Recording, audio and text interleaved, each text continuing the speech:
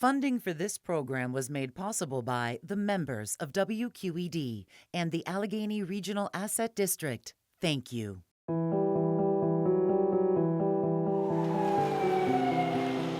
What I felt was just some devastation. There's no words to describe what happened. I'm just so saddened by it. It was so shocking. I'm very surprised that it happened here. No one should ever have to go to any gathering, especially a religious service, and be fearful of their life. It pulls people together. The Eiffel Tower went dark. There's the Empire State Building.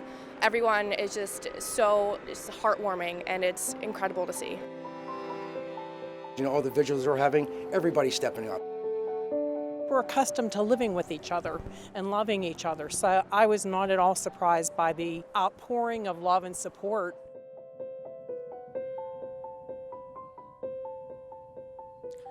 Thank you for joining us. I'm Chris Moore.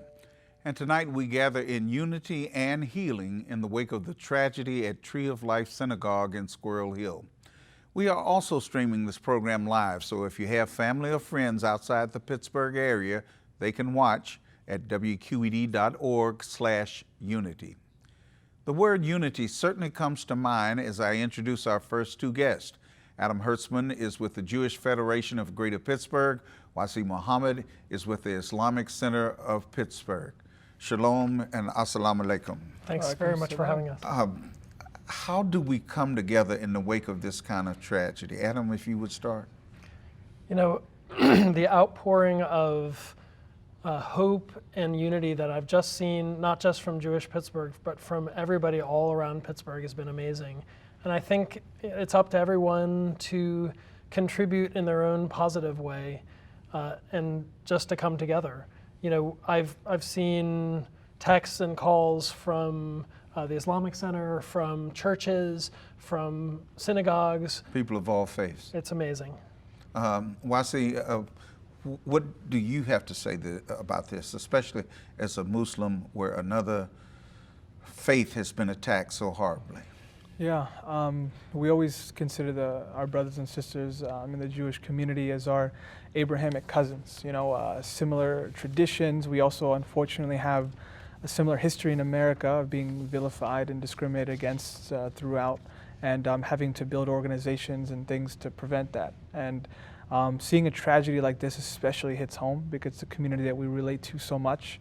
And in a place like Pittsburgh, where we have a very strong relationship in the city of Bridges, we've had a strong one for a long time, for generations, and it's been maintained. And it's difficult to see, you know, people this close to us and to see this happen to the community. Adam, you're nodding your head in agreement, and the example that Wasi used, the city of Bridges, are those bridges connecting us enough? Are we crossing them enough to want to understand the hurt and the healing that needs to take place?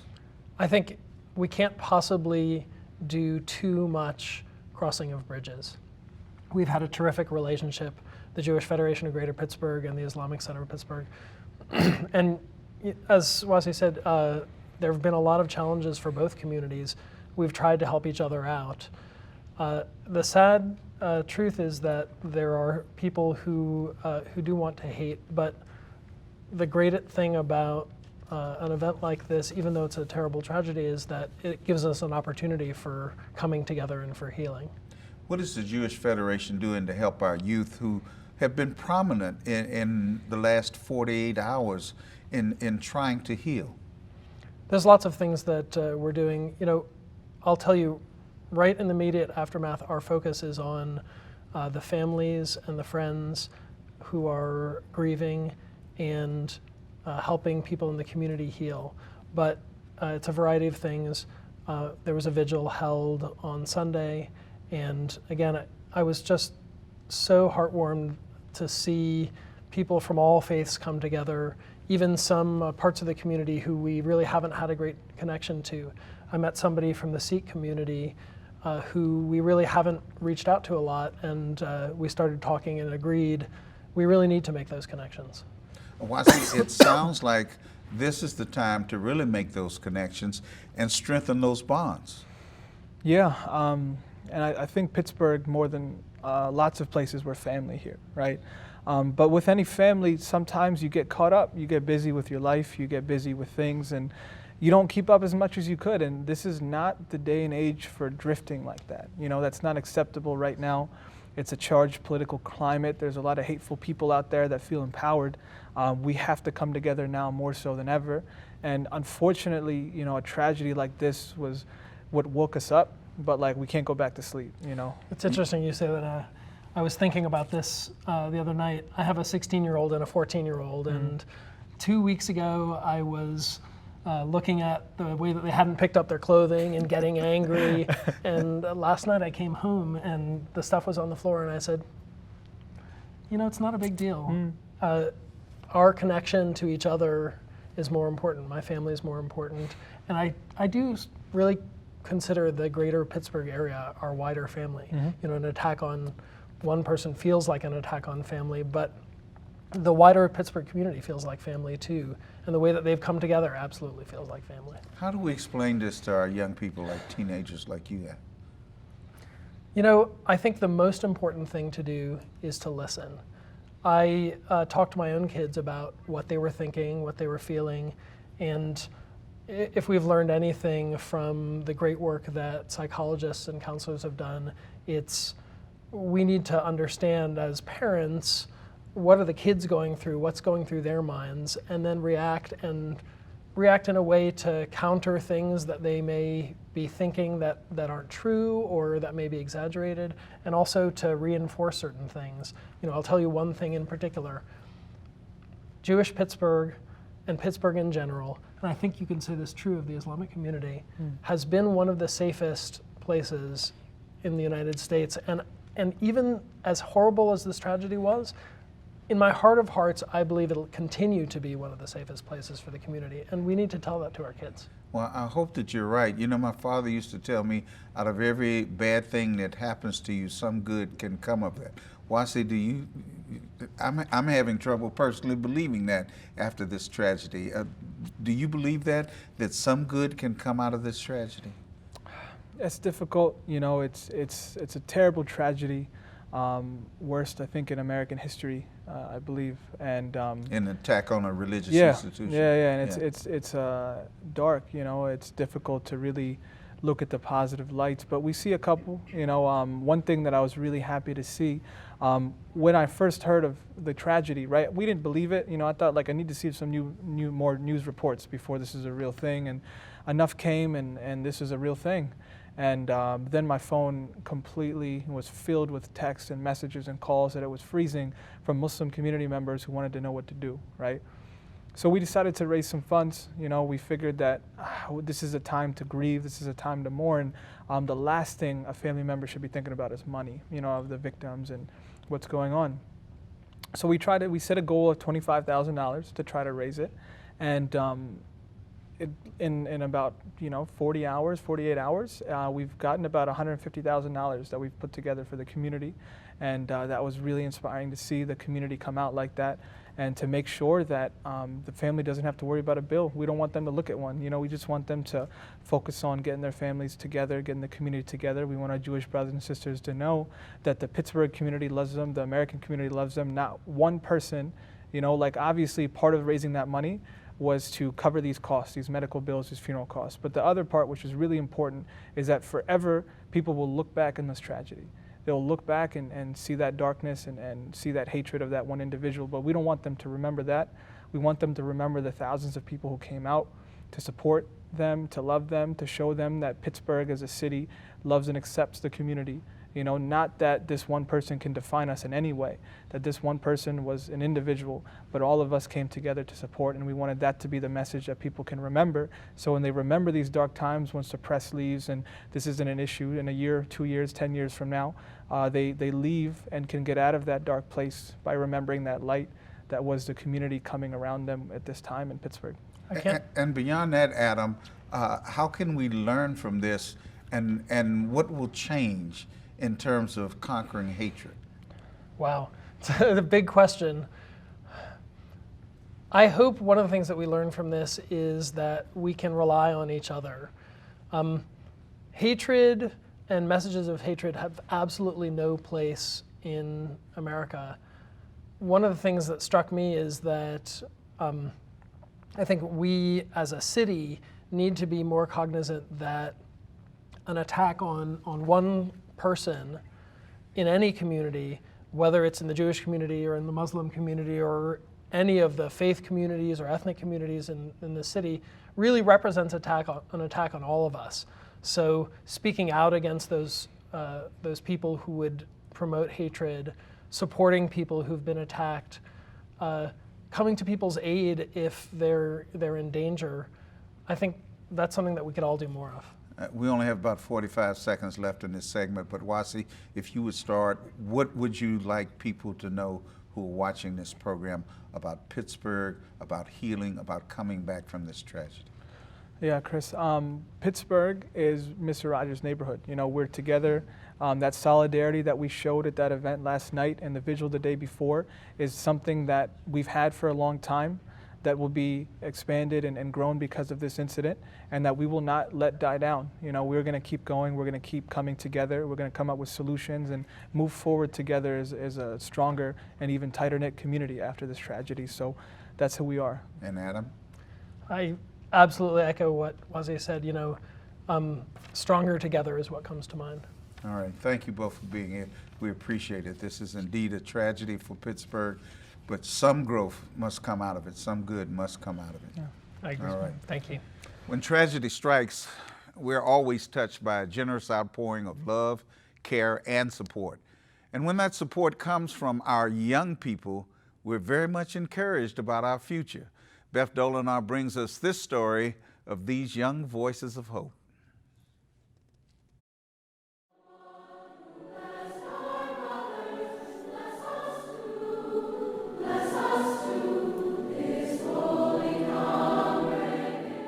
We begin this story not in Pittsburgh, but in New York City, with a choir of Jewish teenagers performing at Lincoln Center. This is the Herzman International Choir.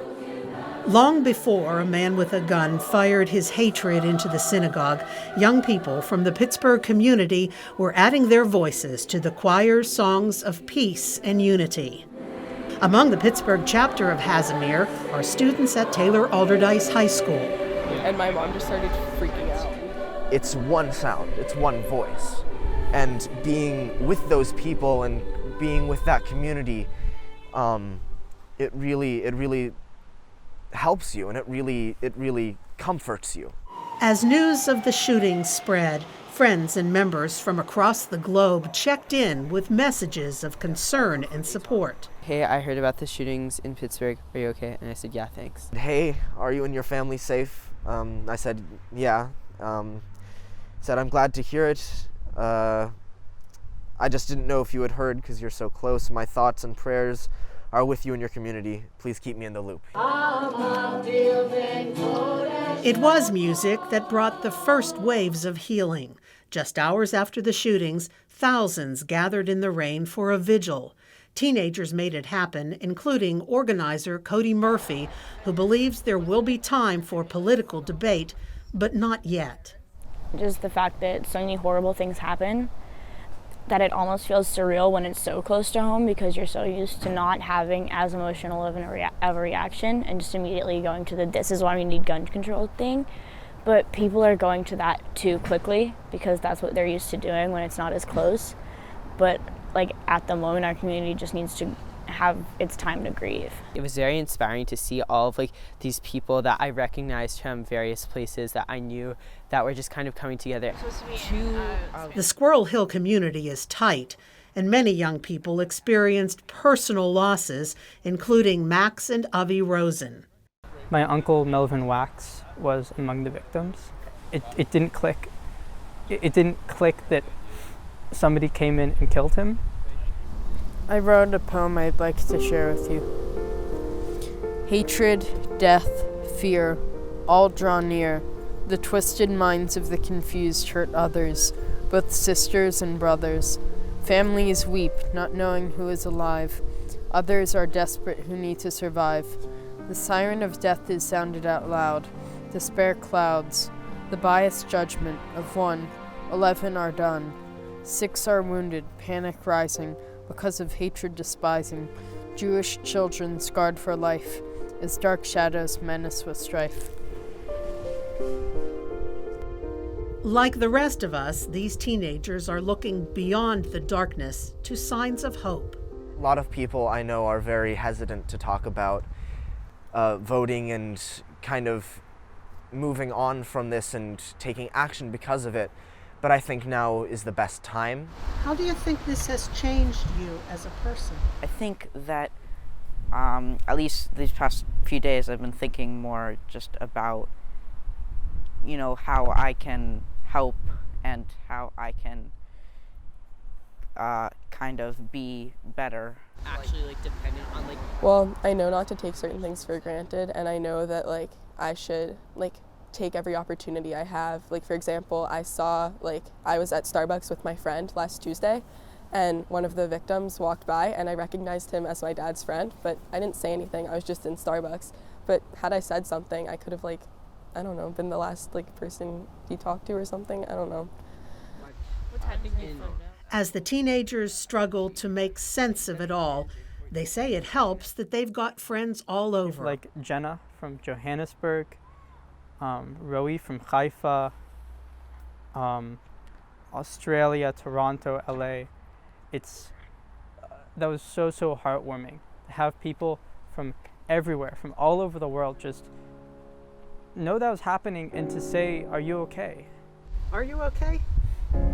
No, but getting there, and this is going to be in our minds forever. And I just hope that in all of our lives as we go on, we remember this, and this stays as a problem for us to try and solve. Our discussion continues now with Leslie Herzman. She is with Jewish Family and Community Services, and Roberta Schomburg from the Fred Rogers Center at St. Vincent College. Welcome to both of you in the face of this tragedy. Thank you. Roberta, may I start with you? You know, the crew and I were watching NBC News, and they did a piece on Fred Rogers, and he said his mother always told him, look for the helpers when you're in this kind of situation. That's sage advice. It really is, and it's one of the first things that we say to families and teachers and caregivers of young children, that whenever there's a crisis, if we help children look for the helpers and see the good that is happening, rather than letting them just focus and on the bad and relive that over and over again. So it is sage advice, and we're glad to share that with families each time something happens. Leslie, in looking at that piece that Beth Dolinar did, I was really impressed with the young people and their resilience. Do you work with these young people? One of the lines in that poem that really struck me was children scarred for life. This is something they're going to remember the rest of their life, but how do we react to that, and what do we say to our young people? Well, in our work at Jewish Family and Community Services, we're focusing now on the families, the trauma, and helping them with the grieving process. And in my work with refugees, we work with the families who have experienced trauma, including the children, and we try to educate them about life in America and how they can participate in life in America, and just approach the children at the level at which they are developmentally appropriate. And so you have to reach them where they are? We definitely reach them where they are. We educate the parents, and certainly in the immigrant community, about what they need to know for their children living in this country. That's more where my experience is working with the refugee and immigrant population. I talked to a parent today who has 3 young children, one of my coworkers, and she said she's kept the news off. And I don't know if she really knows what to say or how to protect her young. I'm talking about first graders, you know, and preschoolers. That's how young her children are. And I just wonder, how does a parent talk to a young person about that, Roberta? Well, I think it's important to let children know that the feelings that they have, the sadness, the anger, the fear, are mentionable. And as Fred said, things that are mentionable are manageable, so they can talk about it. But I do think that in our lives today, we sometimes repeat the event over and over again on television, and so it is wise, I think, to limit the number of times children see it. The event, because they don't necessarily understand it's only once. They think it keeps happening over and over again. But talking about it with children is the best thing. If they can understand, they can always go to a grown-up and talk about those feelings. They can learn to manage them.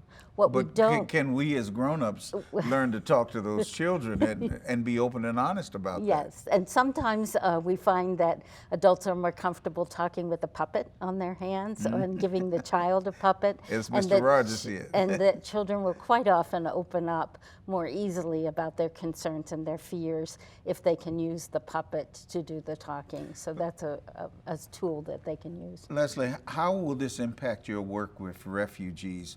Because that's where a lot of this hate was directed. So amazingly, the refugee community has been contacting us to see how they can help us. Can they donate blood? Can they donate financial support? And they want to pray with us. So I find that very positive and helpful to those of us who are grieving. As I live in Squirrel Hill, I work in Squirrel Hill, I worship at Tree of Life, and they're coming to our aid where we have been giving them the support. We are worried about how they're doing, but at this time they want to focus on us, which I find amazing. As this passes, we do want to make sure that they are supported, and we would be happy to bring therapists or whatever it is they would like us to do, because this is the act of a sick man, and Pittsburgh is welcoming overall to refugees and immigrants, and more is being done to welcome them, and I hope that they see that rather than this very unhappy incident. And it makes our community more diverse and thus better, doesn't it? Absolutely. I mean, most regions that have diverse populations are more successful. They are benefits all around business, economic development. People rehabilitate neighborhoods. They bring their arts and their culture and their different perspectives. Entrepreneurship. And that's what I love that aspect of my work. I work with people from around the world speaking as many as 60 languages, and they believe that in America there is hope for them, and mostly for the kids. Can that hope be maintained in the face of this kind of tragedy, Roberta? I think it can. I think looking for the helpers is certainly a way to do that. We also find that if we encourage children to play about the concerns that they have, that it gives us another avenue for talking with them about it. Play helps? Play helps because they play out their concerns, and then the adults can see the concerns. It might be something that they wouldn't be ready yet to talk about, but we can help them through their play. Sometimes drawing can help. If they can draw mad feelings, pictures, or draw the fears that they have about the event, it can be very helpful. One of the things that Fred Rogers asked in one of his speeches was, how do we make goodness, how do we make it more than acceptable? How do we make it wonderful? How do we encourage people to want to be good, and that we have one life to live in this world, and we can spend that life encouraging people to be demeaning during that life, or we can encourage people to take that life and be creative and use it in meaningful ways. And I think for children, we have to model that ourselves. We as adults have to lead meaningful lives, and we have to share that information with young children and talk and model how we interact with others, whether it's our neighbors, whether it's our neighbors far, far away. All of these people, we're all neighbors on this earth, and we need to find ways to show children that the way of interacting should not be in hateful, hurtful ways, but in positive ways. Roberta, I would be willing to bet that you are not surprised that, lo, these many years after Fred Rogers has passed on, that Pittsburgh is still his neighborhood and he still has an impact and his voice is as strong as ever. And I just felt joyful at seeing all that has gone on this weekend, because I think it is a part of his legacy, the legacy that he grew when he was here in Pittsburgh, and that people have turned to Fred Rogers anytime there's been a crisis in this area, and I think this was one of the most poignant ones. Leslie, we've only got about a minute or so left, but as we look at young people, and we saw that piece Beth Dulliner did, these young people are connected to people around the world, and they're concerned and they're responding. In the minute that we have left, what would you say to our young people about the impact they can have in the face of this tragedy? I mean, I think it's amazing that young people organize the vigil right away. They have a lot of resources and talent. Their voices are being heard, and after other tragedies that have happened in Parkland, people are listening. And I'm just hopeful, basically, because there are young people, and the people I work with, the refugees and immigrants, they finally have a voice in this country where they never had a voice where they came from. And I think that education and a voice is very powerful. Roberta, Leslie, thank you both for being here. We appreciate it. This tragedy will affect us for years to come, but we're a resilient community, and I think we are having the correct response. Thank you for being here and enlightening us, okay? You're welcome. We've been honored to bring you this program, Unity and Healing, the Tree of Life Tragedy, live from WQED. This program and other resources will be available on our website, wqed.org/unity. On behalf of the entire staff, we send our thanks to the first responders and many others who helped during this tragedy. We send our positive thoughts to those recovering from injuries, and we send our condolences to the families and friends of those who died. I'm Chris Moore. Thanks for watching.